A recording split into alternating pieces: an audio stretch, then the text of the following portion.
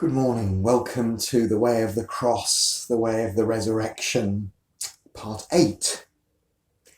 And I've been reflecting this week a little bit about the resurrection. Typical of me, I'm a few weeks late really.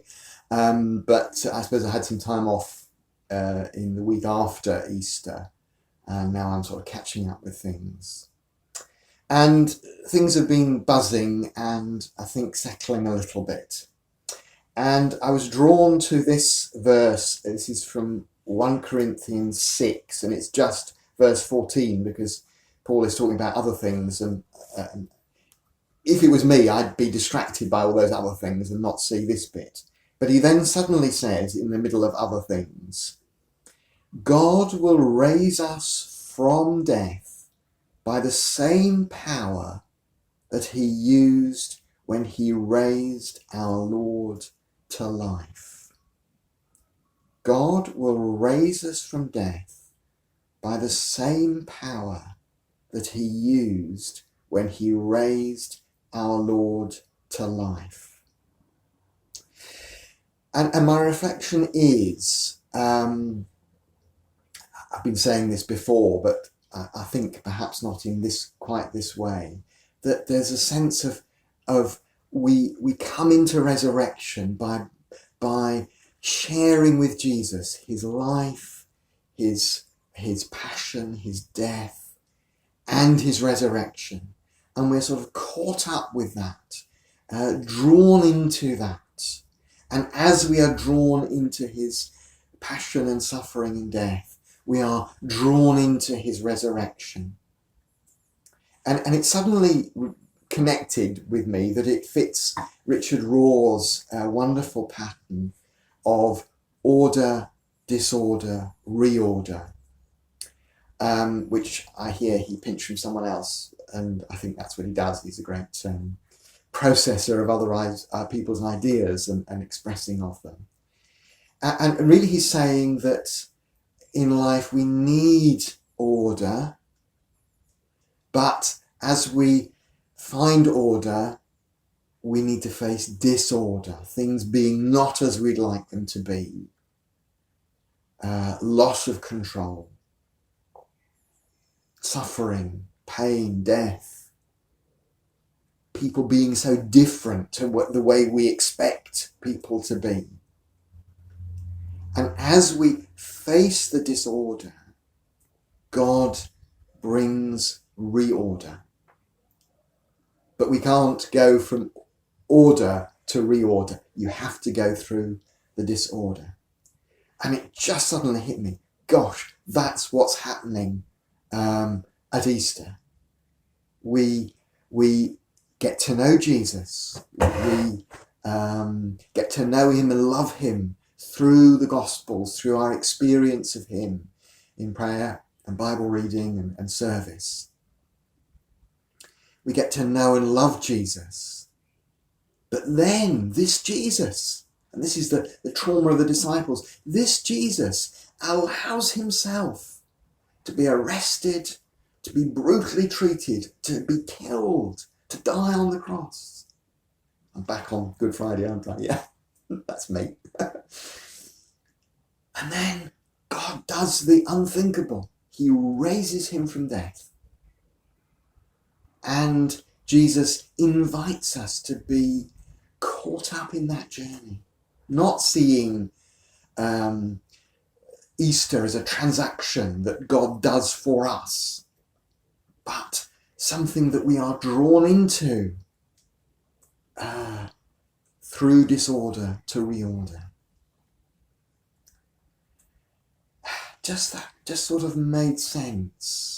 That God's plan and purpose is that we should find this order, this new life, this resurrection life, this, what did it say, 14? God will raise us from death by the same power.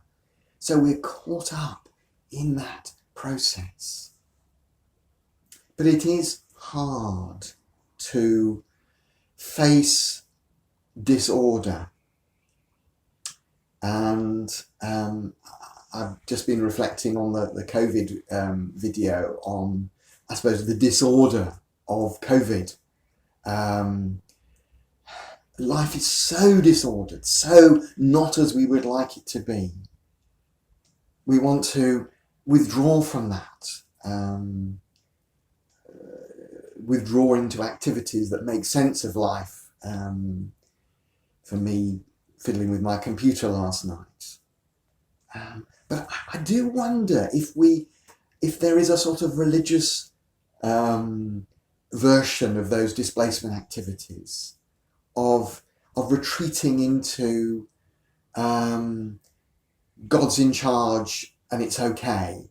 Now that is important because God is in charge, but I think we can over-egg that and sort of want God to be more in charge than he wants to be.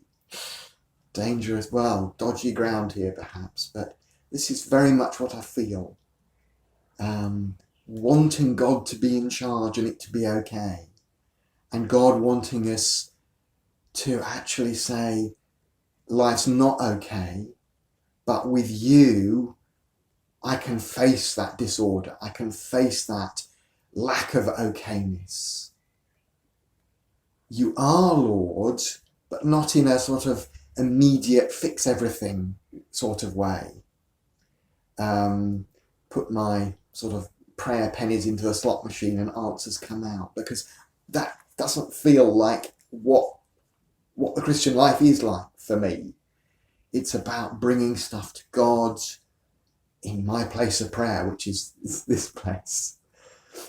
Coming here burdened by stuff, and through that process of meditation, of Bible reading, of prayer, reflection, intercession, leaving this place feeling different. I'm not quite sure what's changed, but something's changed. And I do think that God's got a lot to do with that. But I suppose there's something about developing a spiritual practice that's right for you. Talking to someone yesterday who's really loving saying the Anglican morning prayer. Great. And I use it in bed first off in the morning before Winston demands a walk. Find what works for you. A time of connection, of stillness, of prayer, Bible reading, maybe meditation. Try different things. What works for you to help you face the disorder from a place of order, because there was order, there's order in Jesus' life. We need that order in the first part of our lives, but as we go through life, we face disorder more and more. And the awfulness of what we're going through, the tragedy of people dying before their time, facing that disorder with God and finding his reorder, not our reorder. Oh, God's made it all fine, but God's reorder, which is actually much deeper, more profound than that sort of quick fix that I would like. Not quite sure where we've gone this morning. It wasn't quite as I'd planned it out as I was wandering in the park, but it feels deeply connected. So I hope that you find it so. Let me read the verse again. God will raise us from death by the same power that he used when he raised our Lord to life. Amen.